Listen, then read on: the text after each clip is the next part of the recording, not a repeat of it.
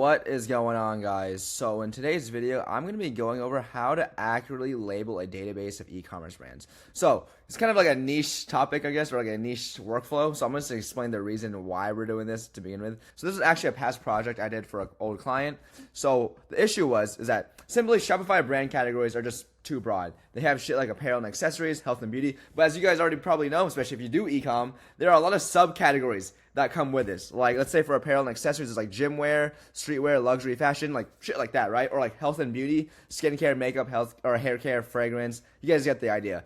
Nonetheless, this B2B SaaS that I was working with, essentially they were like a B2B SaaS in like the e-com marketing niche. They wanted more granular categories to feed better data for their lookalike models. Okay, so that's like the main goal for doing all this. Along with this too, there's other benefits such as this helps if you're, say, building a database of like, say, ad creatives from brands. You're building like a really fucking sick swipe file for brands, and I don't know, you want to like segment them better, right? Because let's say you want to segment that database, right, to only ads that are from skincare brands, right? You can't do that if you don't have the brands categorized as skincare and shit like that, right? And they have to obviously be accurate as well, right? And also as well, if you do B2B outreach to brands, this probably helps with more personalized outreach. But yeah, that's just like a little small other side benefit too. Nonetheless, main reason for doing all this is just to help improve this company's lookalike models. And to do that, they needed better data. And in terms of better data for them in this specific instance, it is more granular categories across all the brands in their database, okay?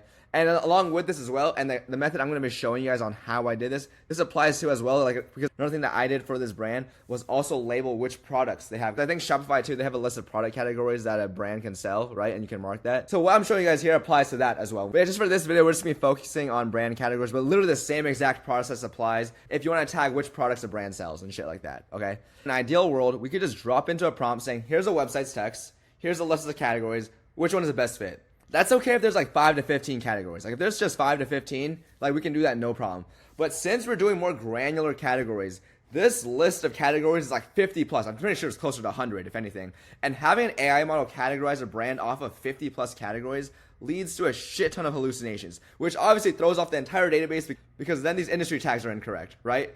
So the question that we must now figure out, because again, if we can just segment these 50 plus categories to, let's just say, like 5 to 10 brands or 5 to 10 categories, then we're just throw them to an LLM to get like the best result, right? So the question that we have to figure out is, for a given brand, which, let's say, 5 to 10 categories that we defined ourselves, right, are the best potential fits. That's just our goal right now, okay? So to do this, we must talk about embeddings. So what are embeddings, guys? Embeddings are a way to represent text for an AI model to understand. They turn text into numbers that capture its meaning. So, for example, like this is the example I fucking always give. If you watch my videos, you probably have seen this exact example, right? It's, I like food. So let's just say I like food. If you throw it into an embedding model. So again, an embedding model is just turning a set of text into a list of numbers. So we throw in I like food. It turns into a list of numbers 1, 5, -6, 4, and 2. I love to eat 1.3, 5, -6, 4, 2.5, right? If you look at these lists, the numbers are pretty much the same shit, right? And the reason being is, again, these embedding models, they use machine learning to convert to actually capture the meanings of these words, right? It understands the full context of the sentence. If I like food means obviously someone that loves to fucking eat, right? So I love to eat, I like food. You would expect these lists of numbers, these embeddings, right, to be similar, right? Because again, we're capturing the meaning of these two sentences. So unlike traditional keyword matching, where the words actually have to match to a T, with embeddings, it doesn't matter. It's just about the meaning of the sentence. So it's able to understand text like essentially how a normal human being would, okay? And the best part of embeddings is, let's say we embedded each of these 4 sentences, okay? I like food, I love to eat, Shopify is mainly used to start e-com brands, Tyler is my favorite Twitter account of all time. And now let's take this sentence, I'm passionate about cuisine. Which of these 4 sentences best match with I'm passionate about cuisine?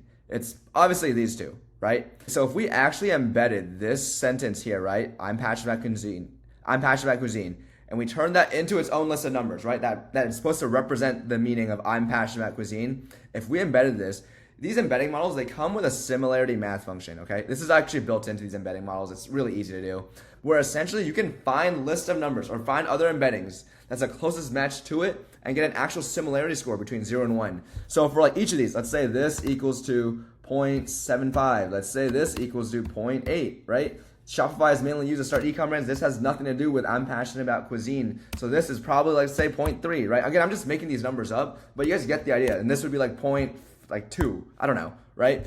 But nonetheless, what these embeddings can do is allows you to filter out for the noise, right? These two have nothing to do with this sentence in terms of meaning, right? Again, this doesn't just have to be a list of 4 sentences. Now imagine this was a list of 100 sentences that are about random bullshit that's not related to food, and then we have these 2 sentences right here. It's using these similarity models, we can throw out all the noise. All those sentences that have nothing to do with food, cuisine, eating, they get thrown out because their similarity score will be low as shit, and we can just keep the ones that are high, okay? So why am I explaining about all this shit, right? So going back to the main problem that we're trying to solve, which is categorizing all these e-commerce brands.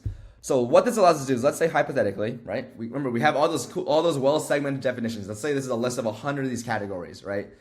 So let's say gymwear, we create a definition for each of them. So gymwear/activewear, this is brands in this category sell performance and oriented clothing, and we just give a full fleshed out definition for each of these categories. And we do the same for streetwear, luxury fashion, skincare, makeup, hair care. Every single one of these categories, we make a definition for. And I just made these up with ChatGPT, but you guys get the idea. And then what we can do is create embeddings for each of these categories. So again, every single one of these, this will become its own list of numbers. So this will become, let's just say like 1, 3, 5, I don't know, just like random numbers here and there, okay? And by the way, these embedding models, guys, they're fucking long. Like this isn't, like, they're like literally 700 numbers long, these embedding models sometimes, if not way more actually, okay? But nonetheless, we're gonna embed and turn each of these categories into its own list of numbers, okay? So I thought this would be a better way to explain it actually, is with these, so what we're gonna do is, again, these categories plus definitions, so like what we have here, so each of these, right? We're gonna embed them, and then we're gonna push them into a vector store. A vector store is just a database to store all these embedding models, okay? So again, we're turning these, because these embeddings, again, these lists of numbers, they're fucking gigantic. Like this is literally like a list of like 1,000 to 2,000 numbers that represent each of these categories now, right? We need a way to store them and to be able to like use that math function, that similarity math function to retrieve the most similar text from it, right? So why do we need to do that? So we push it to the vector store or our database, right? So that when we need to categorize a brand, here's how it would work. We get a brand website, right? We're gonna scrape that brand's website text. Okay, so again, just imagine we have a database. Again, this company, they had a huge database of e-com brands, right? We're gonna get their websites. We're gonna scrape each of their website text. Now we're gonna embed their website text. So again, we're turning this brand's website text into its own list of numbers, okay? Into that embedding, into those list of numbers that represent this specific website. Again, every single website in this database will have its own embedding. All right, we embed it, and what we're gonna do is, again, we're going back to that similarity function, that similarity math function that we have, right? We can use the vector store. We can use the similarity function from the categories that we pushed up to our vector database, okay? Remember, we embedded all of these, right? So what we're gonna do is compare the embedding of the website text with all the embeddings from the categories.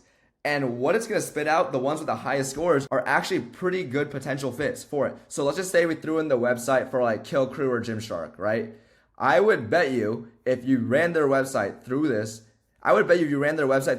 you would get like shit like Gymwear having a pretty high similarity score with this shit, okay? So now all we have to do is get the categories that have a high similarity score. Let's just say we get the top 5 most similar categories. So that means, again, each of these categories, because again, this math similarity function can rate 2 embeddings, right? Let's say you have 2 embeddings. I like food, I like to eat. It can give it a score of 0 to 1 of how similar they are. We take the ones with the top 5, we take the categories with the top 5 scores. We put those 5 categories, or this could be 10, doesn't really matter. But we put those categories into the prompt now. So like, hey ChatGPT, here's a website text. Here's 5 categories along with their category definitions. Which of these 5 categories does this e-com brand best match with?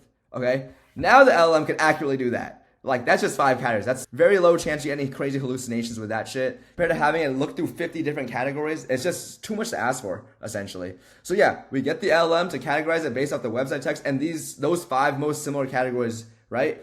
And then all we do now is just return the category, push it to the database, and we're good to go. But yeah, guys, that's pretty much it on how I actually categorized a database of e-commerce brands. Again, you can do this too with product categories. All you would have to do, same shit, because the Shopify list of product categories is fucking gigantic, if I recall correctly. You just have to get the product categories, write out a definition for each of the product categories, and then from there on, all you have to do, again, is the same exact flow. You push it up to a vector database, you get the brand website, you embed them, you embed the website text, and you compare it with the product categories, which one has the highest similarity score, and you do the same shit. But you guys, that is pretty much the end of this video. I hope you guys learned a lot about not just how to categorize a database of e-com brands, but learned a lot about how embeddings work and how to actually use embeddings in real life application. But yeah, hope you guys enjoyed this video, and thank you guys so much.